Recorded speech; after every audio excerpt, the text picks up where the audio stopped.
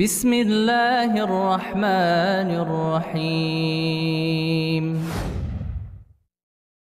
Di antara yang juga disangka membatalkan puasa ternyata tidak.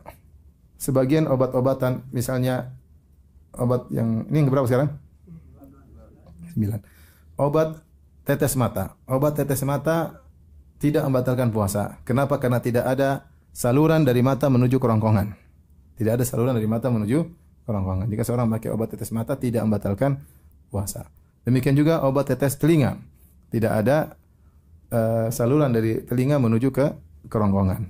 Oleh karenanya tidak membatalkan puasa. Seorang berusaha menghindar, tapi terkadang seorang butuh untuk berobat. Kalau dia bisa menghindar dilakukan di malam hari itu lebih baik. Tapi kalau dia ternyata harus melakukannya di siang hari, maka hal itu tidak membatalkan puasa karena tidak ada saluran dari telinga menuju kerongkongan. Yang membatalkan puasa adalah yang masuk ke mulut, kerongkongan masuk ke lambung. Itu namanya makan dan minum. Di antara yang tidak membatalkan puasa juga adalah Ventolin ya, yang digunakan oleh orang asma. Ketika dia terkena asma maka dia menyemprotkan oksigen yang berisi obat-obatan di mulutnya. Benar, salurannya saluran makan dan minum. Tetapi yang keluar adalah oksigen bercampur dengan obat-obat. Obat-obat tersebut kemungkinannya kecil sampai ke lambung karena tujuannya adalah di paru-paru. Obat tersebut tujuannya adalah di paru-paru, bukan ke lambung. Sementara namanya makan dan minum adalah masuk sampai ke lambung. Sehingga para ulama mengatakan kalaupun ada sedikit yang masuk, maka dimaafkan. Sehingga obat yang digunakan oleh orang yang sedang kena asma dengan disemprotkan ke mulutnya tidak membatalkan puasa karena itu bukan makan dan minum. Adapun kalau ada sedikit yang masuk, maka itu dimaafkan. Sebagaimana yang tidak membatalkan puasa berikutnya adalah kumur-kumur. Kumur-kumur tidak membatalkan puasa. Yang penting jangan ditelan. Oleh karenanya, meskipun sedang berpuasa, disunahkan tentang tetap madmadah, yaitu tetap berkumur-kumur ketika berwudu. Jadi kalau kita berpuasa berwudu tetap disunahkan untuk apa? Berkumur-kumur.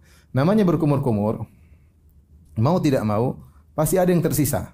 Tidak mungkin keluar semua. Kalau kita berkumur-kumur dengan air 10 ml, mungkin yang keluar tinggal 9 ml. 1 ml-nya kemana? Tersebar semua di dalam mulut. Kemungkinan tertelan? Mungkin. Tapi bukan tujuan kita berkumur-kumur untuk menelannya, paham? Tapi itu suatu yang masuk. Kalaupun masuk, maka dimaafkan oleh syariat. Karena syariat perkara yang sulit dimaafkan. Dan seperti ini banyak. Hal-hal yang sulit untuk dihindari dimaafkan oleh syariat. Contohnya seperti tadi. Kumur-kumur mungkin ada sedikit tertelan, dimaafkan. Karena tujuan kita bukan untuk minum. Contoh seperti seorang ketika buang air besar, dia boleh istinja dengan air cebok dan dia boleh istijmar dengan menggunakan batu. Sudah dipastikan kalau orang ketika buang air besar kemudian dia bersihkan dengan batu, pasti ada sisanya. Enggak mungkin enggak ada sisa. Ada sisanya enggak? Belum pernah coba tuh? Sama, saya juga belum pernah. Tapi pasti ada sisanya karena batu tidak akan bisa membersihkan secara bersih. Pasti ada sisanya. Tapi sisanya itu dimaafkan oleh syariat. Sisanya tersebut karena sulit untuk dihindari dan sulit untuk bersih total, susah. Sedikitnya itu dihindari. Demikian juga para fuqaha mengatakan kalau orang buang air kecil, kemudian dia sudah berusaha menghindar, sudah menjauh, tahu-tahu ada percikan tidak kelihatan oleh mata, tapi kalau pakai mikroskop kelihatan. Percikan tersebut kembali mantul ke celananya, dimaafkan. Kalau tidak kelihatan secara mata telanjang tidak kelihatan. Ini di luar kemampuan kita. Karena kita bisa pastikan kalau kencing tidak ada cipratan sama sekali, susah juga. Mungkin ada cipratan, tapi sangat sedikit dan tidak terlihat oleh mata. Menurut mazhab Syafi'i dimaafkan. Ini contoh, maksudnya para fuqaha mengatakan sesuatu yang sedikit dimaafkan.